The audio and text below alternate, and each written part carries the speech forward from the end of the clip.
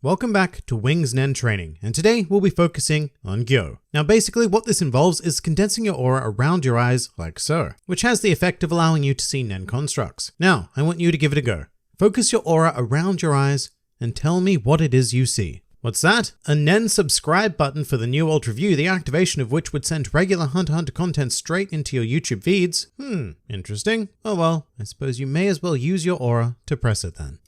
Hello and welcome to the NewWorldReview, your source for everything anime and manga, and more specifically, welcome to the Hunter x Hunter arc review, where today we are going to be taking another chronological step forward in the series by examining the Heaven's Arena arc.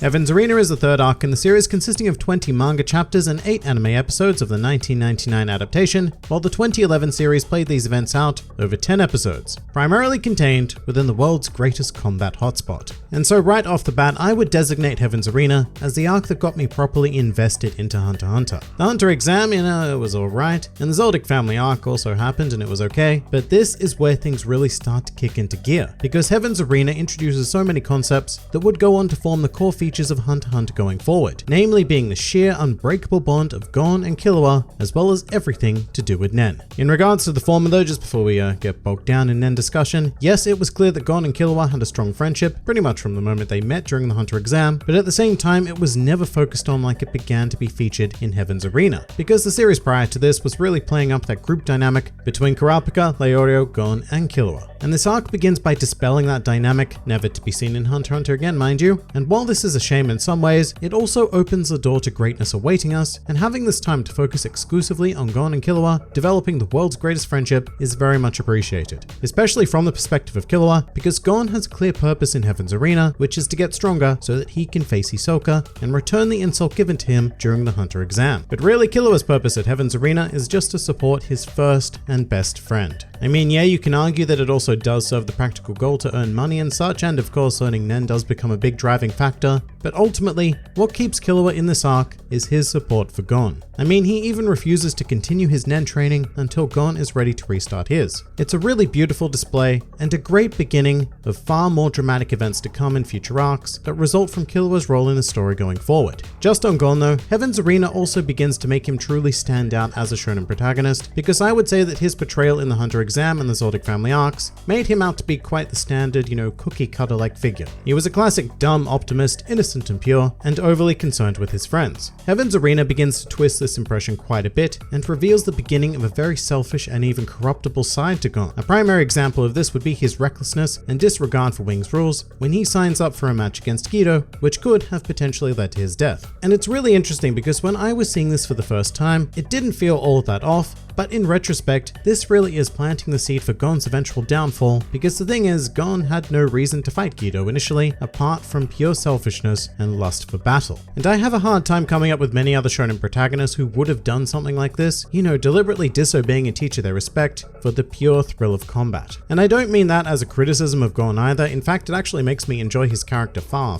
more, because at this point he is starting to break the mold of a protagonist and demonstrate an incredible flaw whereby at times he will be completely recklessly driven by his base desires, thus clouding his judgment and more often than not leading him into ruin. Now in terms of Heaven's Arena itself, this is one of the more exciting locations that has ever been involved in Hunter x Hunter. For me anyway, and that's because I really am a sucker for anything, tournament style involving layers of progression and increasing challenge, so it really was a bit of a thrill to have these characters set in that sort of context. Even though both Gon and Killua make it very clear early on that Heaven's Arena itself is really of no interest to them. And sometimes I do look back on this location and I think, wow, there was so much left to explore, like learning the Floor Masters, but there was also said to be an event right at the pinnacle of the tower known as Battle Olympia, a festival of combat only accessible to those who have earned the right to be there through Heaven's Arena. And in any other series, this would have been the goal of the arc, or a long-term goal to continue working towards for the series, kind of like the World Martial Arts Tournament in Dragon Ball. However, I do love that Togashi went to the trouble of creating the intrigue that a venue like this could develop, and then he just decided to cast it all away because this story is is not a traditional shonen, and it's a powerful statement from Togashi that he has decided that this series is, from here on out, going to be its own unique existence. And there's a fair bit of nice misdirection that gets laid out in Heaven's Arena. Like, another example I can think of is Gon's first fight against Guido. There's a chapter that ends very stereotypically, with Gon engaging in insanity and activating Zetsu, thus leaving himself defenseless against Guido's spinning tops, but being able to have an enhanced sense of them as a result, and it really does look like this decision is going to lead to him taking Guido down. But then when the very next chapter begins, it does so with Killua listing all of the bones that Gon had broken, which was both a nice piece of comedy, as well as yet another jolt that Hunter x Hunter as a whole is not going to play out as one would necessarily expect. And alright, I think we've gone long enough without delving into this, but the main feature of the entire Heaven's Arena arc is the introduction of the series' power system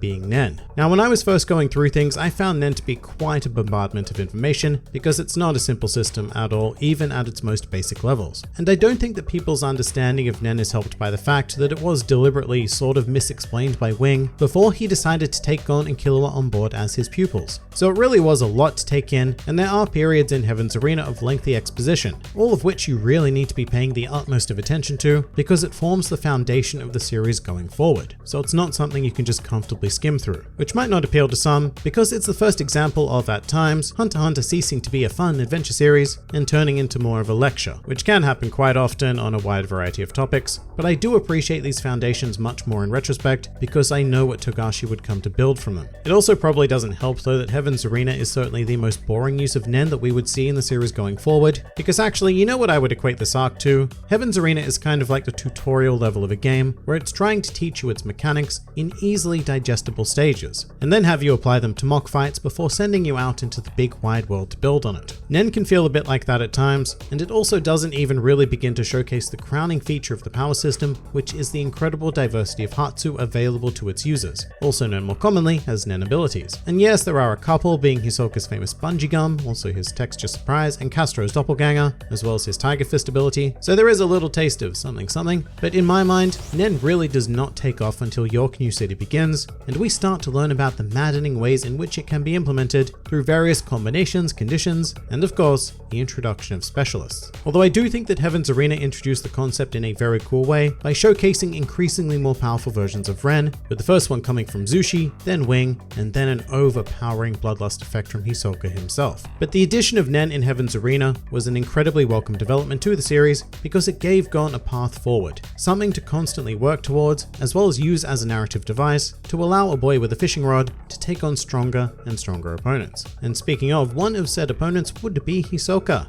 and their match here, in my opinion, is one of the crowning moments of the entire series, especially in the 2011 anime adaptation. Everything behind this fight was incredible, and I think a lot of that is down to the motivation behind it. Like, Gon was not involved in this battle to progress further and further up the tower, nor was Hisoka. They were both exactly where they wanted to be, and Gon's primary purpose was to meet Hisoka's challenge and punch him in the face, which he did, and it was glorious. And so as much as Gon was technically the loser of the match, I do consider this moment to be his victory, and the fact that such a thing could be narratively pulled off without actually defeating Hisoka is a huge credit to Togashi as a writer. What I will say though is that Hisoka's ominous words are they're a bit sad in retrospect, dictating that the next time they fight, it would be to the death, which is, well, that ultimate matchup seems incredibly unlikely to happen these days. So that's kind of a shame because this really is where the Gon-Hisoka rivalry would reach its peak, but also I guess where it would come to an end. Although there are some positives to that, because it does allow Hisoka to go on and do more interesting things, some of which actually include teaming up with Gon, so that's just the nature of Hunter x Hunter really. To briefly discuss the other two major characters introduced during the arc though, Wing and Zushi, I love them both. I think that Zushi was a really intriguing way to highlight the mystery of Nen through his match with Killua,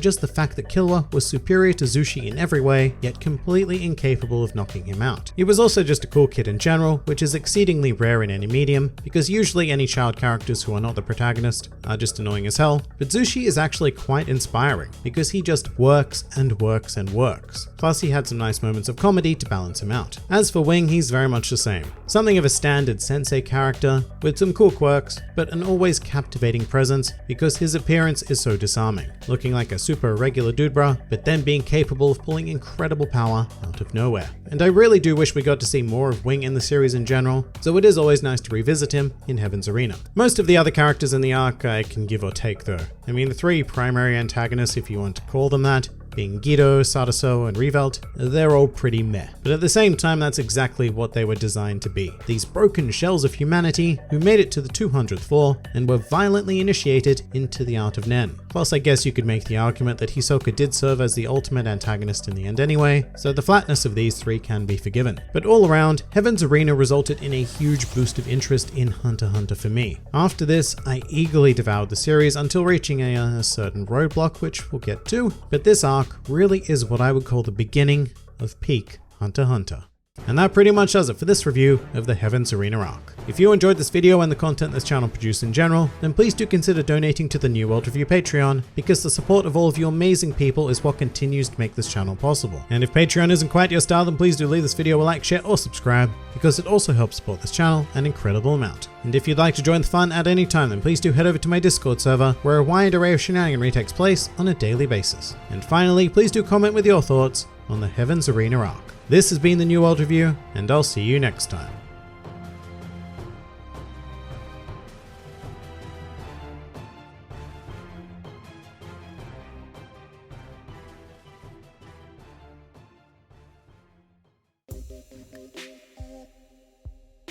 I don't want to ask you a question, you ask me a question. Oh, well, that's not really how Question Corner is meant to work, but alright. So my question is as follows. Jing and Leorio are both in love with the same woman, an attractive girl whose name is, say, Menchi. Unfortunately, Jing had to take a trip to the Dark Continent that would last a week, but before leaving, he gave Menchi 7 apples. And my question is, why did Jing do this? Please leave your answer in the comments below.